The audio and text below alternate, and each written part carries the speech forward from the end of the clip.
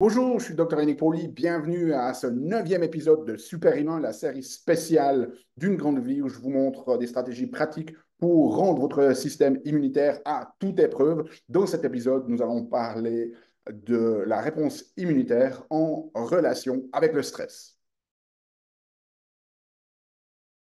Bienvenue à cet épisode de Super Humain sur le stress et la réponse immunitaire. Je suis Dr. Yannick Poli. Aujourd'hui, bien, on va parler de l'impact du stress sur votre fonction immunologique, sur votre système immunitaire. Alors, ce qu'on va parler aujourd'hui, ben, c'est le deuxième pilier. Hein. La semaine passée, ou il y a 15 jours, dans l'épisode 8, nous avons parlé de tout ce qui était sommeil. Eh bien, aujourd'hui, nous allons nous focaliser sur cet aspect du stress. Alors, ça fait très longtemps qu'on connaît la relation entre le stress et l'abaissement du système immunitaire. Il y avait notamment des études qui ont été faites chez des étudiants où on a évalué le degré de stress que les étudiants ont eu pendant l'année, notamment à l'approche des examens, et le risque qu'ils avaient de développer un rhume. Et vous voyez que les personnes qui se considéraient non stressées par rapport au groupe de personnes qui se sentaient stressées, eh bien, les personnes stressées avaient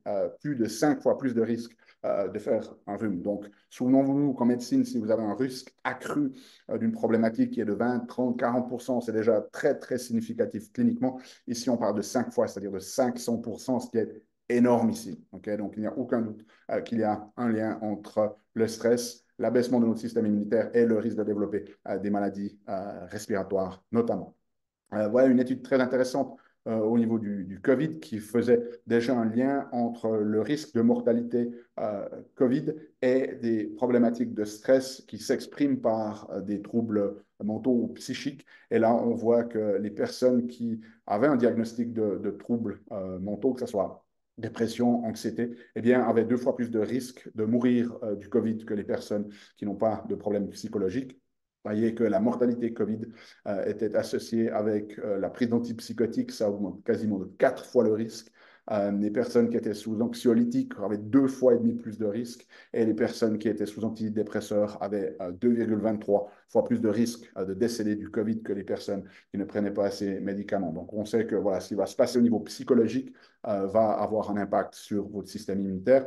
D'autres études l'ont montré ici depuis. Ce qui est très, très intéressant dans cette étude qui conclut que voilà, une détresse psychologique dans les premières phases de la pandémie était associée avec un risque accru de développer l'infection COVID et d'avoir des symptômes beaucoup plus sévères et que ça dure beaucoup plus longtemps. Donc, c'est vraiment intéressant que parmi les stratégies que nos gouvernements ont décidé de mettre en place, c'était la peur absolue. Et donc, une fois de plus, une autre stratégie qui va complètement à l'encontre des bonnes pratiques au niveau individuel. Le plus vous allez avoir peur, le plus vous allez être stressé, le plus vous allez devenir susceptible aux infections.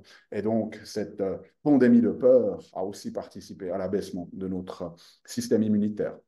On a une étude très intéressante dont je parle dans mon livre Super Humain. Ils ont pris un groupe de contrôle. Ensuite, ils ont pris en fait 3 groupes. Un groupe de personnes qui ont servi de contrôle, un groupe de personnes qui ont fait une activité physique, c'est le groupe exercice ici, et puis un groupe de personnes qui ont fait de la méditation. Et donc, vous voyez que par rapport au groupe de contrôle hein, qui a eu 40 épisodes d'infection, eh bien, les 2 groupes, que ce soit l'exercice et la méditation, eh bien, avaient sensiblement moins d'épisodes infectieux. Un changement énorme au niveau du nombre de jours totaux de maladie, avec ici une faveur en faveur de l'exercice sur la méditation, mais quand même toujours un changement énormissime de la méditation par rapport au groupe de contrôle. La sévérité moyenne, vous voyez que les personnes qui faisaient de la méditation, en fait, même si elles avaient un petit peu plus de jours de maladie, la sévérité était nettement moins marquée que pour le groupe qui faisait de l'exercice et très significativement moins que le groupe de contrôle. Et puis, si on regarde au niveau des jours de travail manqué en fonction de maladie, ben, vous voyez que les personnes qui font de la méditation, hein, qui gèrent leur stress, eh bien, ont quasiment 4 fois moins de jours de travail manqué. C'est 2 fois mieux que l'exercice physique. Donc, vous voyez la puissance, en fait, de réguler votre stress en termes de système immunitaire.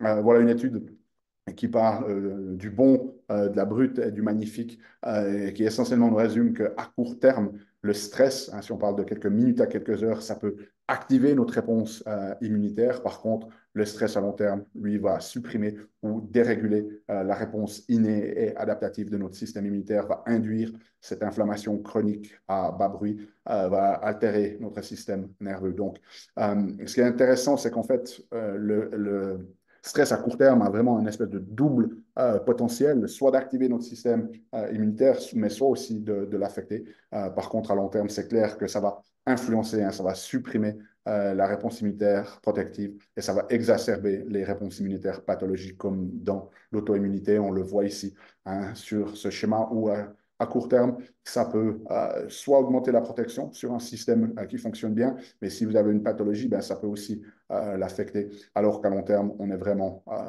uniquement dans une forme négative, d'impact négatif, si vous voulez, du stress chronique. Donc voilà, cette espèce de double possibilité entre la réactivité au stress aigu et la réactivité au stress chronique, mais en sachant que le stress chronique, voilà, dans tous les cas, c'est quelque chose de néfaste pour notre système immunitaire. Alors, vous voyez sur ce schéma ici, par exemple, un petit peu comment ça fonctionne. Dès le moment où on a du stress ici, ça va signaler à nos glandes surrénales, ça va augmenter la production de cortisol, qui est l'hormone du stress. Ça va augmenter la production de corticoïdes, qui dans un premier temps peut supprimer aussi la réponse immunitaire. Mais si on est trop longtemps dans cette exposition aux glucocorticoïdes, eh bien, ça va créer une résistance, un petit peu comme vous pouvez développer une résistance à l'insuline dans le diabète. Et donc, dans un premier temps, ce stress chronique peut finalement surstimuler ces glucocorticoïdes qui font que ça abaisse votre réponse immunitaire. Mais après, vous pouvez développer une résistance qui fait que maintenant, ben, vous allez avoir une réponse immunitaire accrue qui vous amène dans des terrains, par exemple, auto-immunitaires. Donc, ce sont des phénomènes extrêmement complexes.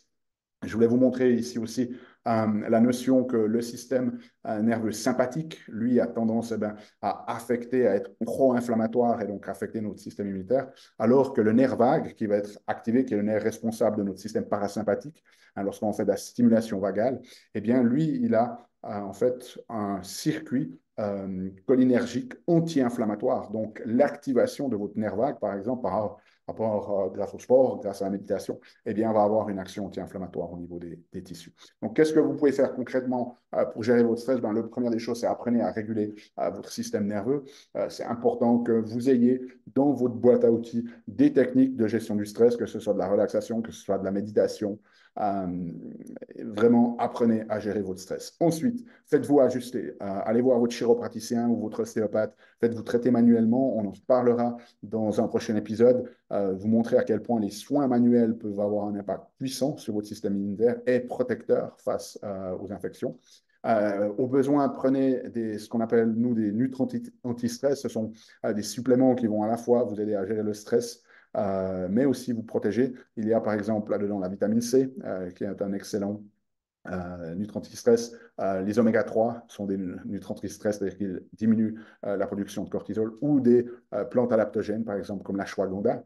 Dormez suffisamment, on en a parlé dans l'épisode précédent, au moins 8 heures de sommeil, très très important, et c'est quelque chose de gratuit pour votre système immunitaire. Donc, dormez suffisamment. Faites une activité physique, on y reviendra dans un prochain épisode sur l'importance, vous l'avez vu déjà dans cette étude ici, qui montrait que les personnes qui faisaient de l'exercice faisaient déjà mieux que les personnes de contrôle.